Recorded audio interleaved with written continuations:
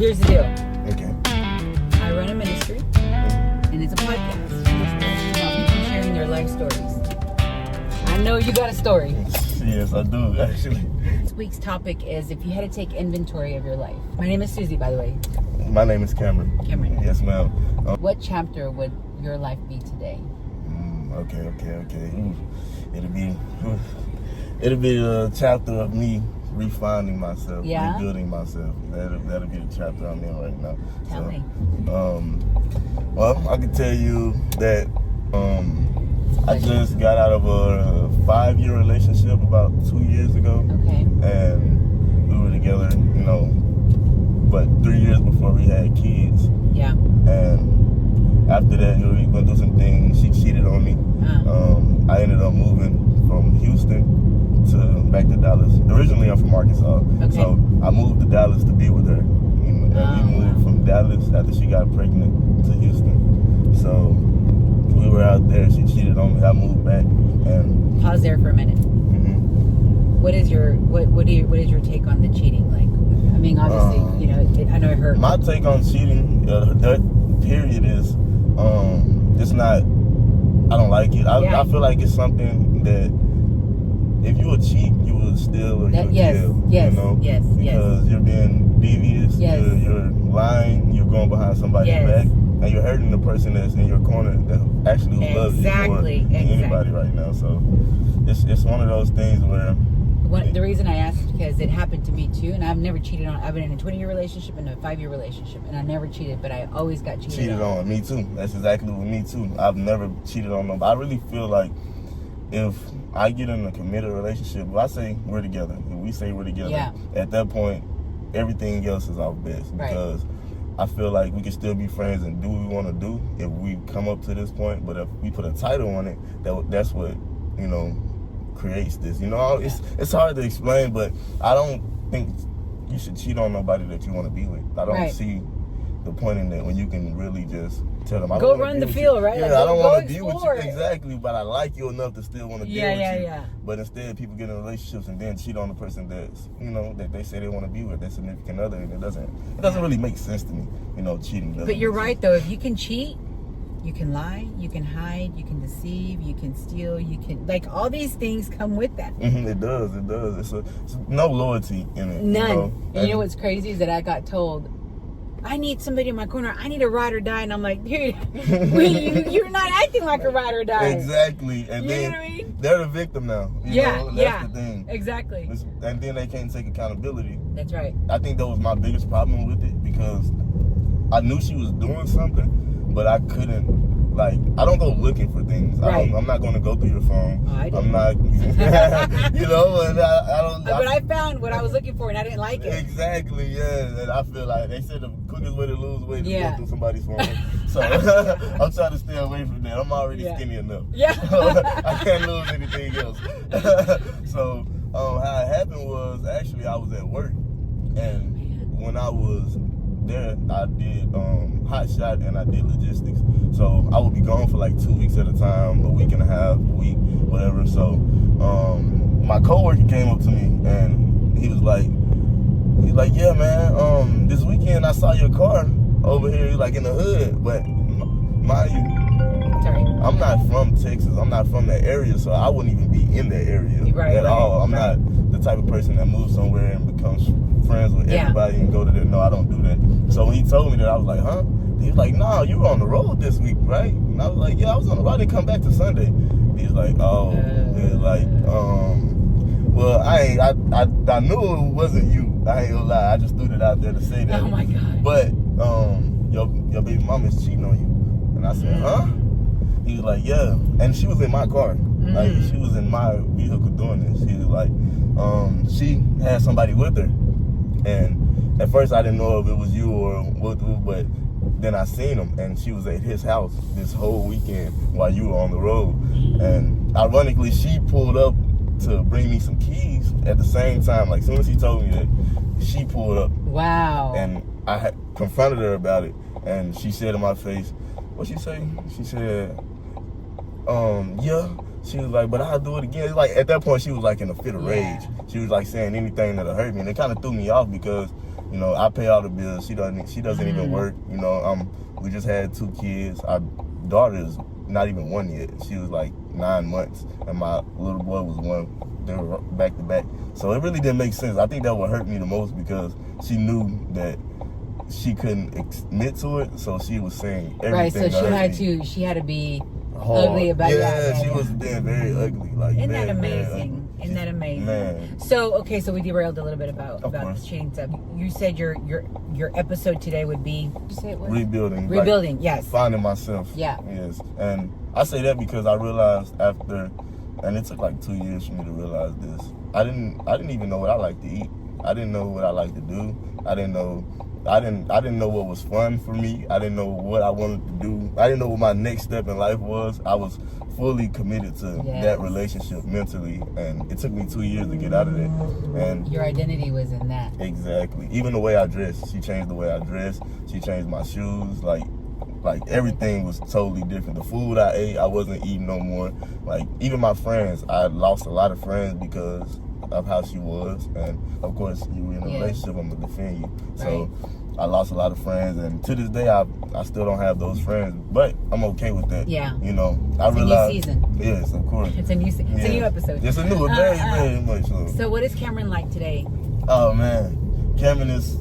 I'm an introvert. I realize that. I don't really like being around a lot of people, but Cameron is a dad, a hard worker, independent. That's awesome. And I'm a lover.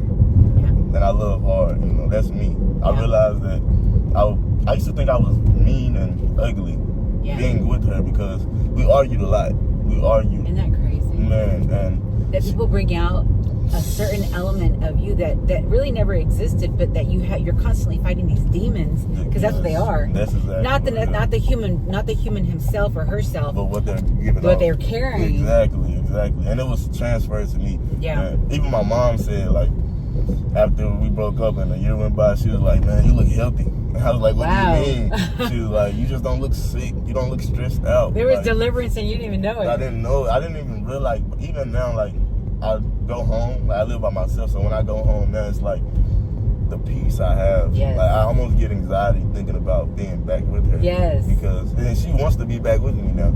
She went through a stage after that, like a year after we broke up. She started going to jail a lot. She almost went to prison one time. She did something, but she had to go to rehab. She had became a real bad alcoholic, like drinking every day.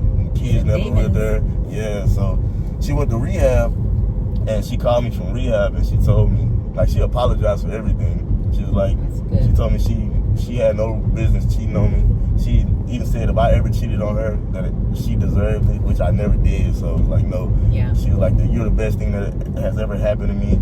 This and that. She told me so much in that. During her time at rehab. Yes, her time at rehab. They're going through the steps, right? Exactly. Yeah. And I accepted it, but I didn't think it was genuine. Yeah. I just thought it was, you talking to your therapist, you and this, you realizing some things. So now we're at the point where she's back bashing me.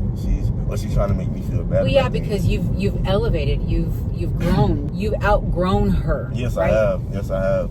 She called me, ironically, 4th of July. She brought my kids down. And by the way, she sees the better version of what she was trying to, not her, but the spirits within her were trying to tear down in you because you have a calling, you have a purpose, and those spirits in her were trying to suppress and trying to derail what God has in front of you. Exactly. And man, that there is so true. So true. And I'll say this. Like, we took my kids to go see my mom on 4th of July. She drove down and I drove down from there. And she was trying to get back with me. She's asking me, like, I want to be back with you. I want my family back. And in that moment, I'm like, I don't really have an answer for it because I don't want to be mean and say, no, I never, Isn't that crazy? How we don't want to be mean? I don't want to be mean. We don't want to be mean, but the stuff that they did to us. I should have warned. I should be bitter. You should not get a conversation but out of God. it. That's God in us. Yes, and I know that man up there, man. Yes. He got me out of that situation. I didn't even realize it was that bad until I got out, and I thank him every day because, that was a horror movie. Yes, it was, man. Oh my God. That was a horror movie. And she was very abusive too. I've never put my hands on a female, but she would be the type of having a conversation or an argument, and it's not going her way, and she's losing, and she knows she's wrong, she's gonna swing. And if she swings, she's gonna keep going until she gets what she wants. Meaning, I've sat there, she's hit me, and I've literally sat there and let her punch me 10, 11 times. Nobody Like, deserves I've that. sat down and she's beat me with a broomstick. She's threw grease on me. The day I found out she cheated on me, I had my gun in the house, but I'm leaving packing my things. Yeah. She runs in the house, grabs my gun, and shoots at me. Like, Oh my goodness. yeah, she tried to take my keys. She pulled my gun on me. Oh my and was like, goodness. give me the keys to your car. Like, you're not leaving with the car. And she's the victim, right? Yeah, she's so the victim. I was like, oh my God, I'm just trying to, this is literally right after I found out she cheated. And she's trying to take my phone, she's trying to take my car, like literally rob me from my car and my phone. And I'm like, no, like, hey, she shot at me, my kids were out there, man. It was ridiculous. But I think about that when she's telling me these things, and you know, it's giving me anxiety. I can't do it. So we get back, and she went back to Houston. I'm here, and she called me and told me I'm gonna put you on child support. Mind you, I take care of my kids. Yeah. I give her whatever she wants. Whenever she tells me she needs something, I don't ask her why. Yeah. I don't ask her who's, you need it. I'm gonna send it to you. I'm gonna give you whatever you need because you have my kids. You can never say that. So, but she was just cussing me out. Like, I'm gonna put you on child support. And I was like, it's fine. You do what you want. You know. Before she really got an argument, but I was just like, okay. And she called me back like 3 days later, and she told me, she was like, I'm so sorry for doing you like that or saying those things to you. I'm not gonna put you on child support. I just feel like your life is so much better because you're not with me anymore. Like, she literally told me that. Like, she said, you look so much better. She said, God. You look healthy. You have everything you need. You have food in your house. I'm like, I did this when I was with you.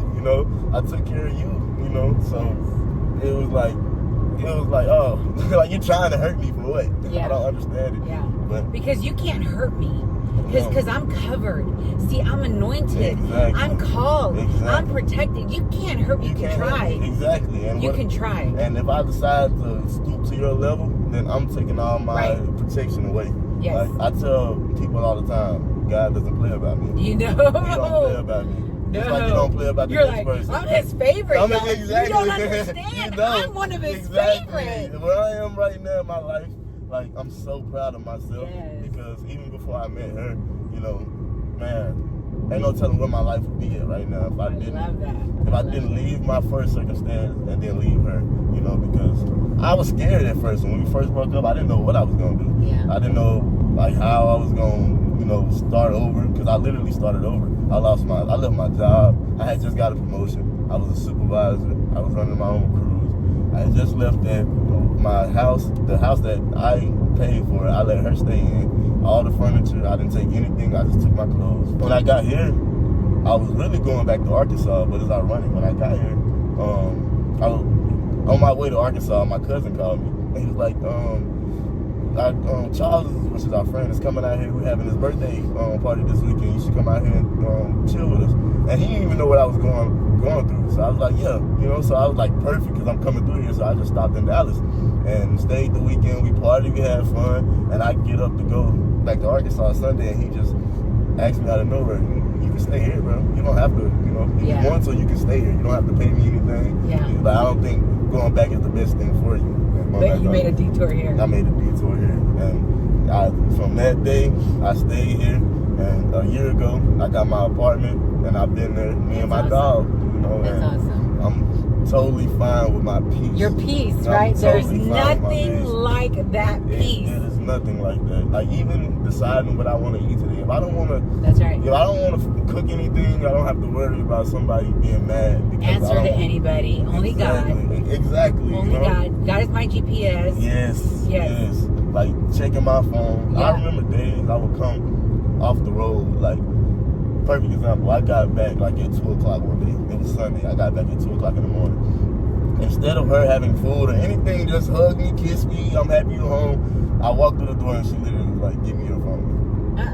I was like, what? Guilt. Yeah, like, give That's me your guilt. phone. I'm like, what the world? So I gave it to her. She didn't find anything, but in my head, I'm like, why do you want to, like, you didn't even kiss me. You didn't say, I missed you. You didn't hug me. You literally walked through the door, can I see your phone? It's like, I didn't understand it. And me being stupidly in love, I would give it to her. I would, I was submissive to her. So, Anything she would say, I would go. Like, it was weird. It was weird. Like, so there's been a lot of growth in it sounds like you're a very spiritually strong, tethered guy, man. What's been the biggest learning lesson for you in your experience regarding love? Love isn't real if there's no loyalty. Yeah. And what you see in a person is what you're gonna get. You know, but love is. I realize not everybody loves like me. Yeah. Because I love hard, and I believe loyalty is the biggest thing. If I say I love you, I was loyal to you first. Yeah. Meaning I knew I wouldn't do anything. Yeah. I know I'm not going to do anything to hurt you. And if I feel like I am, I'm going to leave you alone before that happens. But I feel like once I say I love you, nothing else can deter that. Yeah. You know, I've had times where I was with her and I went to the store and the girl asked me my number and I told her no, I have a woman, and she committed me. You know, she still, not too many guys would do that. If I do it behind your back, I should do it in your face. Yeah. I just feel like nobody thinks like that. I don't think too many people think about that. I don't know. Love is. I was scared of love. When we broke up, I said I would never get in another relationship. I would never talk to nobody else because, man, just not being able to eat. Yes. You know, every time I thought of her, like I can be eating, and if I thought of her, like I would lose my appetite. I'd get sick at the stomach. Like it was weird. Like I slept in my car for like 3 months in front of my cousin's house. Like, man, it was 6 months before I took my clothes in the house. He actually had to come to my car and get my clothes and take them in the house. Mm. Yeah, it was like, so that love thing is something that people don't really take serious. And it's a serious thing to me. Like, I've never cheated on anybody. Like they have a way of manipulating things, but even then, like you still know what you're doing. Exactly. You still know what you're doing when you're drinking, when you're on drugs, whatever that the case may be.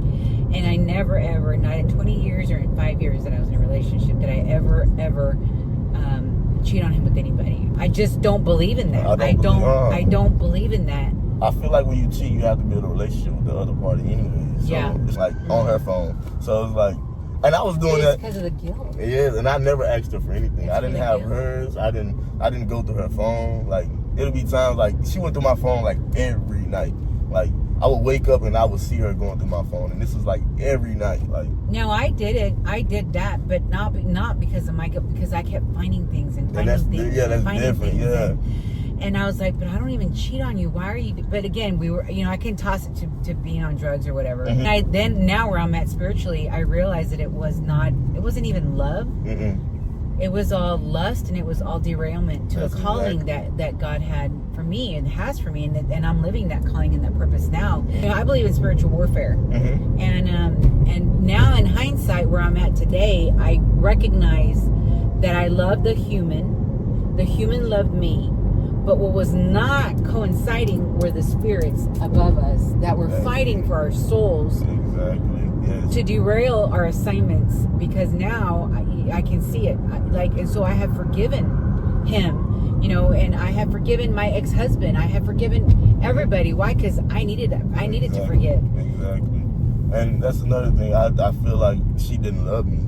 Yeah, and if she did, like you said, it was just lust. Like, it was one of those things where he's a good dad, he's a good man, everybody sees it, so I'm gonna keep him. But and not only that, like you have a good head on your shoulders, and you have a lot of God's promises on you. Not possibilities, but promises, and people see that. Mm-hmm. And I believe in that. I know God has something great for me, and He always has.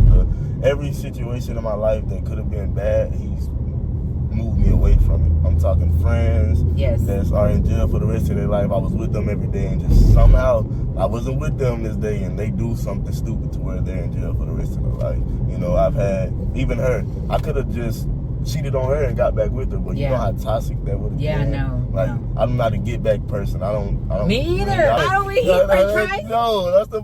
I don't reheat French fries. I like that. I don't. No, it's no reheat. I don't reheat French fries. And I do believe in karma. You know, I believe what goes around comes around. I don't have to play God.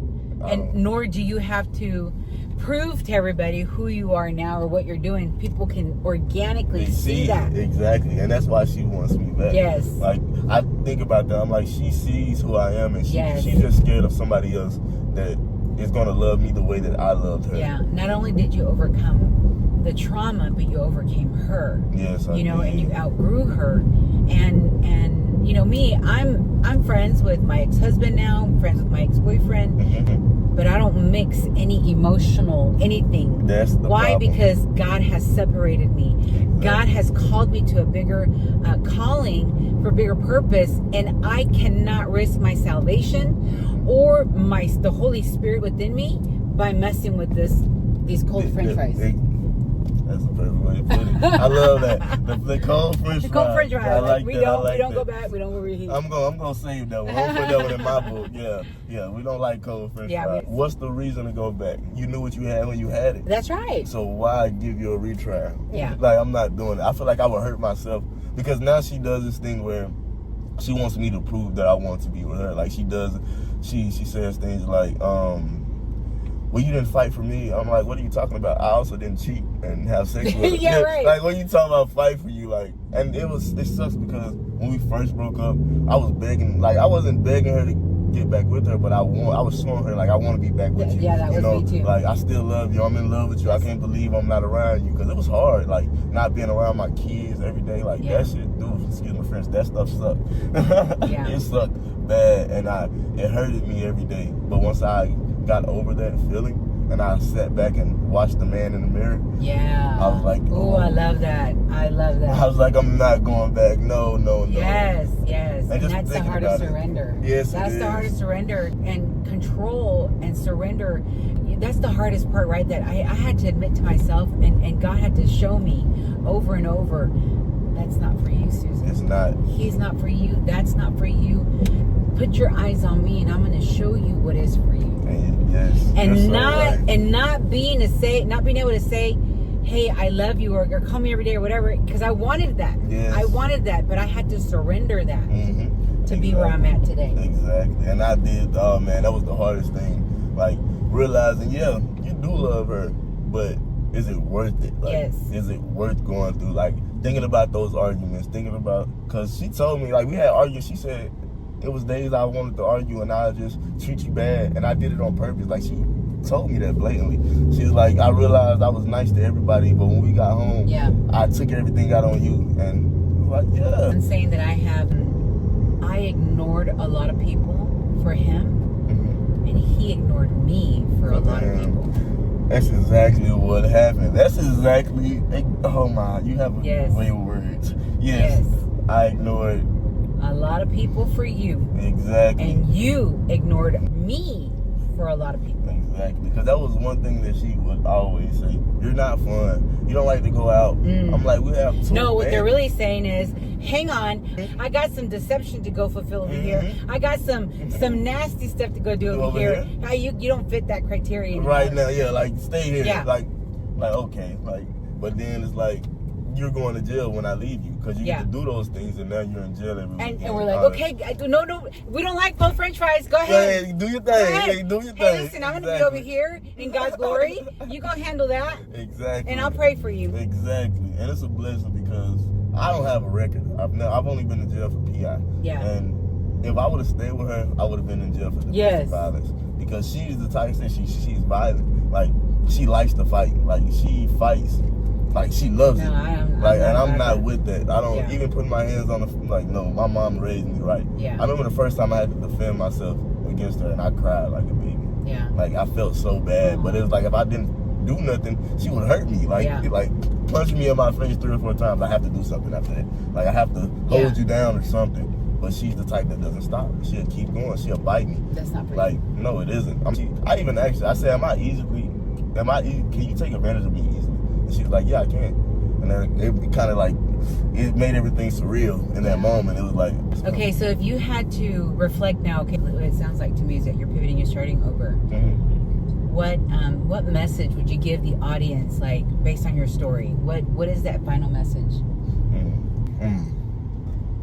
Love who loves you in the right way. If they can't love you the same way that you love them, I don't care how much you love them or how hard it is to let go of that situation. You have to be honest with yourself.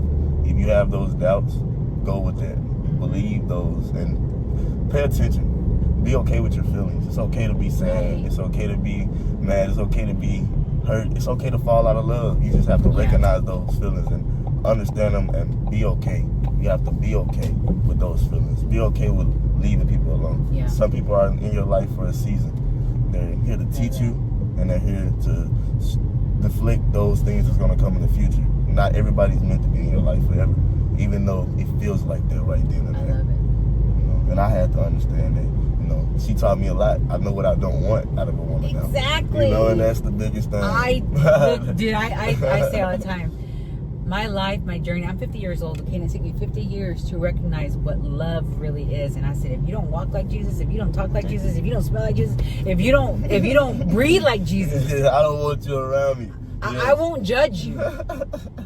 But if you cannot submit to my King, how do you want me to submit to you? It doesn't work. Does not. It doesn't work. It does work. not. And that's why I realized I don't need nothing. I used to want like a rough girl, you know, speak up for yourself. Yeah. But I realized it's not. I don't want that. I want somebody that can, speak up for themselves. But I need somebody that knows how to talk. Yeah. That knows how to communicate. Can cover you with prayer, that can lead. Exactly. You're the leader, but that can, when you're down, she's got to be there. Lead. That's Exactly. We don't need a ride or die. No. Jesus is our ride or die, but we need Exactly. somebody to cover us. Exactly. Because I got it every day, but them days as I'm down, that I'm Yes. having a bad day, I need you to step up and be that Yes. leader. I'm okay Yes. with taking advice from my woman. Yeah. This is a relationship for us. And most men are not okay with that.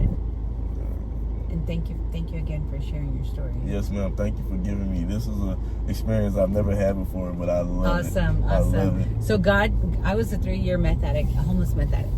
Homeless? Homeless meth addict, yeah. And I'll give you a very, very short of my story, but that's how I ended up doing ministry. And in my car, people started praying, crying, and worshiping with me. And then my homelessness, my misery, my addiction turned into a ministry.